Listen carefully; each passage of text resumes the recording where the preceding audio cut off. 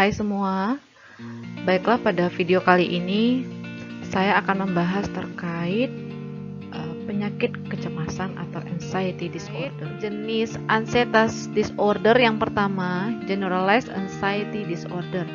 Nah, penyakit generalized anxiety disorder ini dia bersifat persisten, tidak diketahui penyebabnya apa, dan biasanya berkaitan dengan kehidupan sehari-hari. Anxiety about everyday things seperti uang, ekonomi, keluarga, pekerjaan, relationship dengan seseorang, dengan pertemanan, dengan hubungan dengan seseorang. Nah, misalnya pada situasi pandemi corona ini, seseorang yang punya usaha 1 bulan tidak beraktivitas, maka dia akan merasa cemas bagaimana nasib usahanya ke depan. Atau orang yang punya keluarga tinggal di Jakarta merasa sangat cemas bagaimana nasib keluarganya yang tinggal di Jakarta. Apakah akan aman atau akan terinfeksi virus corona? Namun rasa cemasnya ini dia nggak bisa kontrol, tidak bisa di stop, dan mengganggu aktivitas, mengganggu tidur, mengganggu selera makan, kemudian rasa sesak napas, kemudian tekanan darahnya menjadi tinggi, sehingga pasien-pasien tersebut perlu bantuan secara klinis. Untuk generalized anxiety disorder ini biasanya rasa cemas yang berlangsung lebih dari beberapa hari dan sampai 6 bulan. Rasa cemas generalized anxiety disorder ini tidak lebih dari 6 bulan. Panic disorder. Panic disorder itu ditandai dengan serangan panik yang terjadi secara berulang dan tidak bisa diprediksi. Dan wanita itu lebih berisiko 2 kali lebih banyak dibandingkan pria untuk terjadi serangan panik. Nah, panik ini biasanya juga dapat disertai dengan ada namanya agoraphobia. Apa itu agoraphobia? Yaitu rasa takut untuk pergi ke tempat-tempat yang crowded atau tempat-tempat yang ramai. Biasanya pasien akan tiba-tiba merasa panik ketika berada di situasi yang sangat ramai, yang sangat crowded. Atau juga bisa panik itu muncul apabila pada kondisi tertentu seseorang tidak siap menerima kondisi tersebut. Misalnya seorang pasien didiagnosa penyakit kronis seperti kanker, maka tiba-tiba akan menunjukkan gejala-gejala seperti gangguan panik, dan gejala ini berlangsung persisten atau lama. Biasanya gejala tersebut adalah seseorang akan merasa mual, muntah, kemudian gemeteran, sulit bernafas, seperti akan mau mati, takut akan mati, kemudian seperti gejala-gejala serangan jantung, nyeri pada jantung, pusing, dan berkeringat. Selanjutnya, social anxiety disorder. Nah, hal ini biasanya berkaitan dengan hubungan sosial. Contoh, seseorang takut jika akan berbicara di depan publik, atau seseorang takut jika dia bertemu dengan orang baru, atau seseorang merasa takut jika pergi ke suatu daerah itu sendiri. Sebenarnya rasa takut itu ada pada semua orang. Jika kita bertemu dengan situasi yang baru, di sebagian besar orang dia akan merasa takut apakah dia akan diterima di suatu komunitas, atau apakah nanti orang-orang di tempat baru akan menerima dia dengan sebaiknya, atau apakah dia mampu beradaptasi dengan situasi yang baru. Nah, itu sering menimbulkan kecemasan, tidak hanya pada orang yang mengalami gangguan cemas, tetapi pada orang normal pun juga cenderung akan merasa cemas pada situasi tersebut. Namun pada orang yang mengalami gangguan kecemasan, rasa cemasnya berlangsung dalam jangka waktu yang lama, bisa beberapa bulan. Sementara pada orang normal, rasa cemasnya hanya berlangsung dalam waktu singkat, misalnya hanya 1 hari, hanya tidak berlangsung dalam jangka waktu yang lama. Nah, this disorder, social anxiety disorder, ditandai dengan dia bersifat persisten, bertahan dalam jangka waktu yang lama dan tidak diketahui penyebabnya apa. Unreasonable fear, dan kemudian dia merasa takut berinteraksi. Bisa disebabkan karena faktor genetik dan juga faktor lingkungan. Dan biasanya social anxiety disorder lebih banyak ditemukan pada orang-orang yang lebih cenderung pendiam dan menarik diri dari lingkungan sosial.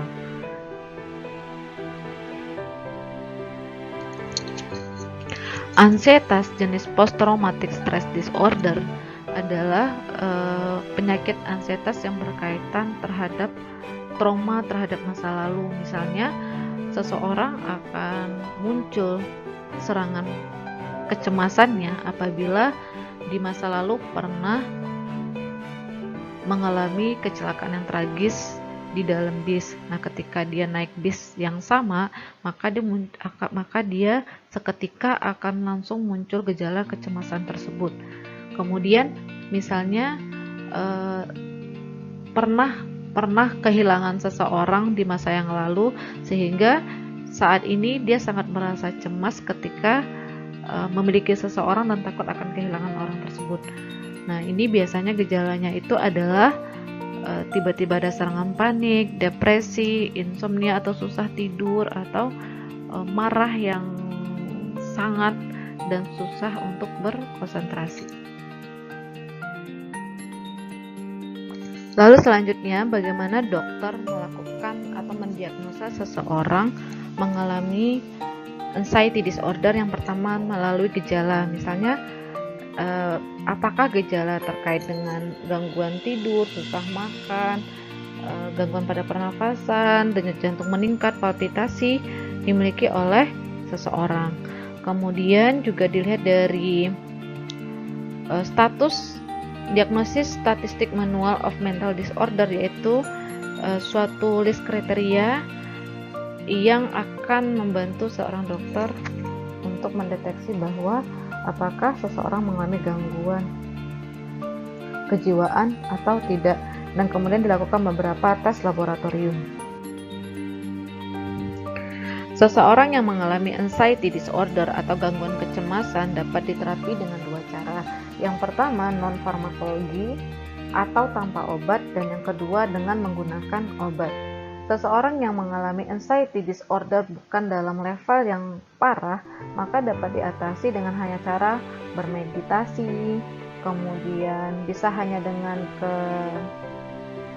psikolog, butuh teman berbicara, kemudian butuh teman curhat, atau bisa melalui yoga, atau bisa melalui beribadah.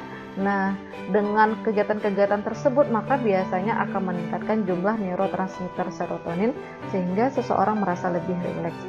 Namun, jika dengan non-farmakologi tersebut tidak mampu mengontrol kecemasan atau anxiety, maka diperlukan adanya terapi atau diperlukan adanya obat. Nah, obat-obat yang digunakan untuk anxiety disorder ini adalah obat-obat yang kita sebut dengan antidepresan. Contoh golongannya itu adalah obat-obat SSRI, yaitu Selective Serotonin Reuptake Inhibitor, kemudian obat Norepinephrine Reuptake Inhibitor, kemudian juga bisa golongan benzodiazepine. Nah, untuk obat ini baru bisa diperoleh apabila seseorang datang ke psikiater atau datang ke dokter. Tidak serta-merta orang yang datang ke psikiater adalah orang yang gila atau orang yang biasanya asumsi di masyarakat masih sangat tabu seseorang yang datang ke psikiater. Padahal sebenarnya setiap manusia atau setiap seseorang akan memiliki siklus di dalam hidupnya yang dia membutuhkan datang ke psikiater. Kalau kita lihat di negara-negara maju, di luar negeri sana, mereka sangat terbiasa jika ada masalah akan datang ke psikiater. Bukan berarti mereka gila atau sejenis penyakit seperti itu lainnya. Nah, untuk pilihan terapi generalized anxiety disorder, panic disorder, social anxiety disorder, pilihan terapi utamanya itu adalah golongan antidepresan. Antidepresan itu tadi SSRI, kemudian obat-obat yang bekerja untuk mempengaruhi norepinefrin, serotonin. Nah, obat-obat yang bersifat second line drugs yaitu obat-obat golongan benzodiazepin. Contohnya diazepam, lorazepam, alprazolam, citalopram, clonazepam. Nah, ini adalah obat-obat second line terapi. Berikut adalah guideline atau algoritma generalized anxiety disorder. Dapat dilihat bahwa ketika seseorang datang ke dokter, maka dia didiagnosa GAD, maka perlu dilihat apakah perlu penyembuhan dalam waktu cepat atau tidak. Jika diperlukan dalam waktu cepat, maka pasien diberikan juga benzodiazepin selama 4-6 minggu. Kenapa yang dipilih adalah golongan benzodiazepin? Karena obat-obat benzodiazepin itu ketika diberikan, maka dalam hitungan jam itu seseorang akan mengalami efek dari obat tersebut. Beda dengan obat antidepresan. Antidepresan ini perlu waktu 1 bulan setelah obat diminumkan baru pasien merasakan efeknya. Jika ketika diberikan benzodiazepam seperti diazepam, alprazolam, maka jika adequate respon, maka lanjutkan terapi. Maka lanjutkan terapi, biasanya itu 6 sampai 12 bulan. Kemudian jika tidak dibutuhkan acute relief needed, maka pasien bisa diberikan obat-obat antidepresan seperti venlafaxine, paroxetine, atau buspirone. Jika ada terjadi adequate respon, maka terapi dilanjutkan. Jika tidak, maka diganti dengan obat-obat lainnya.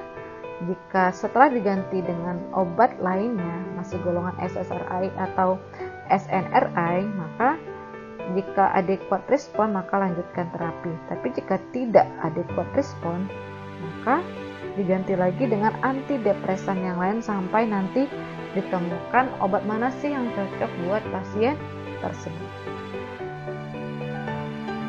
Ini adalah algoritma panic disorder treatment. Panic disorder treatment itu jika terjadi panic disorder treatment, maka biasanya ada pengobatan dalam waktu singkat atau acute attacks, dan ada juga terapi dalam jangka waktu yang panjang. Idealnya pengobatannya itu ada 2, tetap ada non-farmakologi dan tetap ada farmakologi. Farmakologi pilihan awalnya adalah golongan SSRI atau antidepresan. Kemudian selanjutnya adalah benzodiazepin. Biasanya penyakit-penyakit anxiety disorder, pasien itu diresepkan 2 obat, yaitu antidepresan untuk efek jangka waktu lama, dan kemudian benzodiazepin diberikan dalam 4 minggu sebagai obat tambahan, karena obat-obat golongan benzodiazepin ini dapat berefek cepat namun tidak boleh digunakan dalam jangka waktu yang lama karena dia memiliki adiktif, ketergantungan yang tinggi, dan juga memiliki efek samping yang kurang aman. Kemudian dia juga memiliki non-farmakologi, cognitive behavior therapy, kemudian juga punya grup-grup terapi sehingga sama-sama merasakan adanya rasa yang sama antar satu kelompok. Kemudian biasanya terapi gangguan ansietas itu memang butuh waktu dalam jangka waktu yang lama karena pasien tidak bisa tiba-tiba menghentikan obat seketika, perlu adanya tapering off. Selanjutnya, social anxiety disorder. Pasien diberikan SSRI atau venlafaxine selama 12 minggu. Jika maka bisa dilanjutkan selama 12 bulan. Dan di sini tentatif ya, pasien perlu mencari formula yang tepat, obat yang tepat, dosis yang tepat untuk seorang pasien benar-benar bisa cocok untuk mengatasi ansietasnya. Jika sudah cocok, maka baru dilanjutkan selama 12 bulan dan diamati apakah masih muncul kecemasan tersebut atau tidak. Kalau tidak ada respon, maka diganti lagi dengan golongan SSRI yang lainnya. Jika masih tidak respon dengan obat yang diberikan, maka bisa diganti dengan golongan obat lain seperti penelzin. Kemudian kalau respon, lanjutkan selama 12 bulan. Kalau tidak respon, diganti lagi dengan obat lainnya, misalnya gabapentin atau pregabalin. Kalau responnya parsial, maka bisa dipertimbangkan diberikan obat augmentation seperti buspirone dan clonazepam atau obat-obat golongan benzodiazepin. Kemudian post-traumatic syndrome. Jadi semua penyakit anxietas disorder itu terapi pertamanya adalah golongan SSRI. Kalau dia respon, maka bisa dilanjutkan selama 12 bulan. Kalau dia tidak respon, maka seseorang apoteker dan dokter akan berusaha mencari formula yang tepat, obat mana dan dosis berapa yang tepat bagi pasien tersebut sehingga memberikan respon. Jika sudah ditemukan, maka bisa dilanjutkan selama 12 bulan. Bandello pada tahun 2012 grade obat-obat sesuai dengan level evidence dan grade recommendation.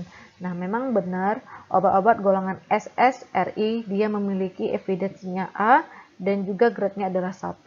Sehingga obat-obat SSRI adalah obat-obat lini pertama untuk penyakit anxiety disorder.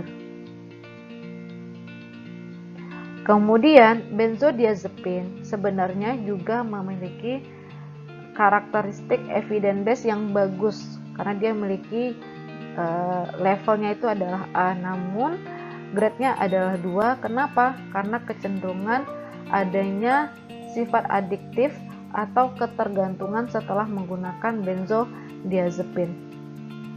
Dulu awalnya sebelum adanya SSRI, pasien yang mengalami anxiety disorder akan diobati dengan obat-obat golongan benzodiazepin sebagai lini pertama. Kesimpulan pada video kali ini adalah ansietas merupakan sesuatu yang normal terjadi dan malahan diperlukan untuk meningkatkan kewaspadaan seseorang terutama pada situasi pandemi COVID-19 saat ini. Namun, jika ansietas berlangsung dalam jangka waktu yang lama, maka artinya seseorang perlu bantuan medis, perlu datang ke psikiater untuk mendapatkan pengobatan. Pengobatan bisa melalui 2 hal, yaitu terapi non-farmakologi dan farmakologi. Pilihan terapi farmakologi lini pertama adalah golongan SSRI dan biasanya dikombinasi dengan golongan benzodiazepin seperti diazepam atau alprazolam atau lorazepam. Berikut adalah referensi yang digunakan terkait dengan topik gangguan kecemasan atau anxiety disorder. Saya ucapkan terima kasih atas perhatiannya dan sampai jumpa lagi pada video-video berikutnya. Assalamualaikum warahmatullahi wabarakatuh.